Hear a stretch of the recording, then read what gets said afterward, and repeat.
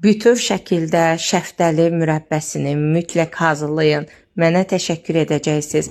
Öncə şəftəliləri tərtəmiz yuyuram, daha sonra limon qaşığı ilə hər tərəfini deşləkləyirəm. Bu şirəsinin suya çıxması üçündür. Daha sonra 1 kilo şəftəli götürmüşəmsə üzərinə 1 kilo şəkər tozu, yarım stəkandan da az su əlavə edib vam atəşdə şəkər əriyənə qədər qazın üzərində saxlayıram.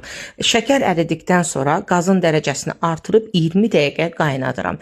20 dəqiqə qaynatdığım zaman qaşıq vurmadan yalnız tazın kənarlarından yelləyərək saxlayıram. Daha sonra tərtəmiz soyuyur.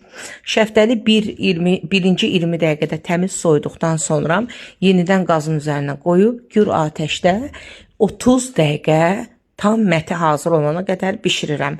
30 dəqiqədən sonra üzərinə yığılan köpüyü, kəfini belə deyim salfet vasitəsilə yığıb götürürəm və salam hazırdır. Möhtəşəm bir mürəbbə ərsəyə gəlir. Mütləq hazırlayın.